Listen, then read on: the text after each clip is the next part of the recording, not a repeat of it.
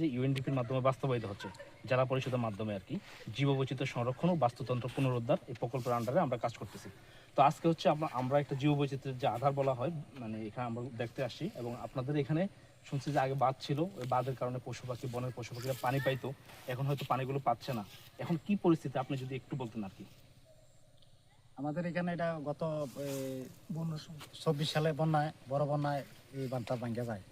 আচ্ছা, তা আমাদের এই বাঁধের আশেপাশে মনে করেন 70-80 পরিবার আছে। এই ফসলীয় জমিন এই পানির তলে গেছিল, জি জি। বর্ষাকালে এটা নষ্ট হয়ে যায়।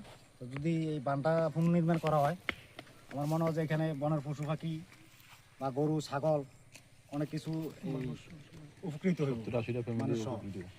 আচ্ছা, এই বাঁধটা কে দিছিল? এই বাঁধটা তো আইয়ুব খানের আমল হয়েছে, অনেক পুরাতন বাঁধ। অনেক পুরাতন। এই বাঁধ দিলে কারো অসুবিধা হবে না তো? না, মানে বনের পশু পাখি থেকে শুরু করে মানুষও সবার জন্য দিতে হবে, উপকৃত হবে সবাই। আচ্ছা, তো এটা হচ্ছে কয় বছর হচ্ছে ভাঙছে?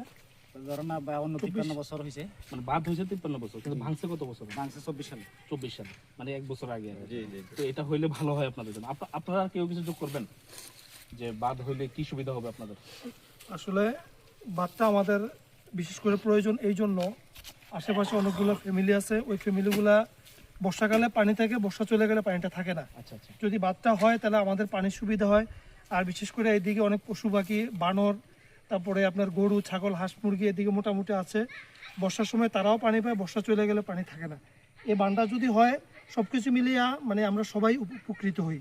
আচ্ছা, ধন্যবাদ। মূলত বন্য প্রাণীরাও পানি পাবে, মানুষও পানি মানুষও সুবিধা পানি সবার পাবে। জন্য করবে। এটা এই বাঁধটা হলো। আচ্ছা, ধন্যবাদ আপনাকে। এই যে এদিকে পানি মাটি ধসতেছে, এদিকে আপনার বাঁধ ভেঙে গেছে, এগুলা এই বাঁধটা ইয়ে করে দিলে, বাঁধটা করে দিলে আমাদের এই মাটিটাও মানে বেঁচে যাবে আর কি। ঠিক আছে, ধন্যবাদ সবাইকে।